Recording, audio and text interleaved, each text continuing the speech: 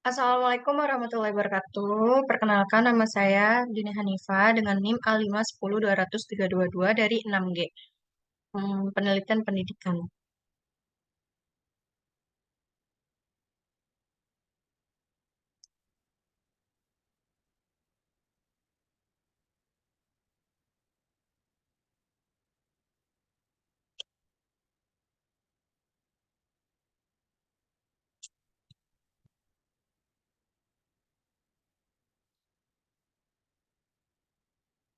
Di sini saya akan menjelaskan mengenai model pengembangan.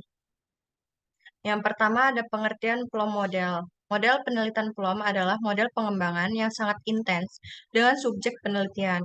Diawali dengan pemahaman objek. Penelitian sampai pada mengetahui keterandalan produk semuanya tergantung kepada subjek penelitian.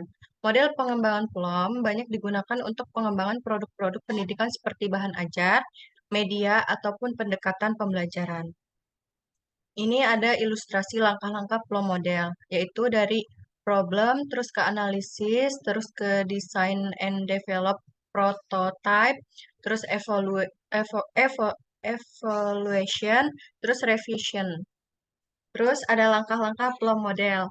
Yang pertama yaitu tahap penelitian pendahuluan, yaitu preliminary research. Tahap preliminary adalah tahap peneliti melakukan analisis terhadap kebutuhan subjek peneliti seperti karakteristik materi, karakteristik guru dan siswa, saran dan prasarana pembelajaran, dan lain-lain. Yang kedua ada tahap prototype, yaitu prototyping phase adalah tahap peneliti melakukan perancangan produk yang diinginkan dengan melakukan uji validitas oleh ahli materi, expert appraisal, praktisi, melakukan revisi produk sesuai saran validator. Yang ketiga ada tahap penilaian, yaitu assessment phase. Ialah tahap uji coba produk melalui penggunaan produk pada subjek penelitian atau uji efektivitas praktikalitas produk yang dihasilkan. Aspek efektivitas yang diamati pada tahap ini dapat dari peningkatan hasil belajar siswa, minat belajar, motivasi belajar siswa, atau yang lainnya sesuai batasan efektivitas yang dimaksudkan oleh peneliti. Yang kedua ada Assure model. Pengertian Assure model yaitu model pembelajaran yang dirancang untuk difokuskan agar terciptanya pembelajaran yang efektif dan efisien, khususnya pada kegiatan pembelajaran yang menggunakan media dan teknologi. Model Assure ini merupakan rujukan bagi pendidik dalam membelajarkan peserta didik dalam pembelajaran yang direncanakan dan disusun secara sistematis dengan mengintegrasikan teknologi dan media sehingga pembelajaran menjadi lebih efektif dan bermakna bagi peserta didik. Ini ada di sini ada ilustrasi langkah-langkah Assure model. Ada 6 ya. Yang pertama ada analisis learner, analisis pelajar. Yang kedua ada nyatakan objektif. Terus yang ketiga ada pilih kaedah media dan bahan ajar. Terus ada guna media dan bahan. Terus yang kelima ada libatkan pelajar dan nilai dan kaji semula. Langkah-langkah Assure model. Yang pertama yaitu langkah awal dalam pembelajaran adalah menganalisis siswa, mengenali karakteristik siswa yang akan melakukan proses pembelajaran. Guru melakukan analisis kebutuhan dengan cara menjawab beberapa permasalahan, yaitu bagaimana karakteristik siswa yang akan mengikuti program pembelajaran, pengetahuan dan keterampilan seperti apa yang telah dimiliki oleh siswa, kemampuan atau kompetensi apa yang perlu dimiliki oleh siswa, dan dan dan yang terakhir ada kondisi seperti apa yang diperlukan oleh siswa agar dapat memperlihatkan kompetensi yang telah dipelajari. Terus yang kedua ada state performance objective, menetapkan kompetensi. Dalam langkah ini, guru menentukan tujuan sesuai dengan silabus atau kurikulum, merupakan penjabaran dari kompetensi, pengetahuan, keterampilan, dan sikap yang akan dimiliki oleh siswa setelah menempuh proses pembelajaran. Pada saat melakukan langkah ini, perlu juga memperkirakan jawaban dari beberapa permasalahan yaitu sebagai berikut. Yang pertama, kemampuan dan kompetensi khusus apa yang harus dikuasai oleh siswa setelah menyelesaikan program pembelajaran. Yang kedua, ada indikator apa yang dapat digunakan untuk mengukur keberhasilan siswa dalam mengikuti program pembelajaran. Yang ketiga ada peralatan atau kondisi bagaimana yang diperlukan oleh siswa untuk menunjukkan hasil belajar, kompetensi, pengetahuan, keterampilan setelah mengikuti program pembelajaran. Terus ada select methods, media, and materials, memilih metode, media, dan bahan ajar. Dalam langkah ini, guru harus pintar untuk memilih metode, media, dan bahan ajar yang sesuai untuk siswa. Kesesuaian ini dapat dilihat dari karakteristik siswa. Kesesuaian dalam memilih dapat mempengaruhi keefektifan, efisien, dan daya tarik siswa dalam belajar. Metode, media, bahan ajar.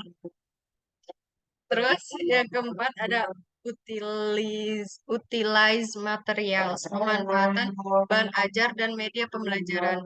Ketika guru sudah dapat memilih bahan ajar dan media yang sesuai, guru harus dapat memanfaatkannya dengan baik dengan menggunakan metode yang telah dipilih. Selain ketiga komponen tersebut, guru juga harus mempersiapkan kelas dan sarana pendukungnya. Terus yang kelima itu yaitu melibatkan siswa dalam proses pembelajaran. Proses pembelajaran akan berlangsung efektif, efisien, dan memiliki daya tarik.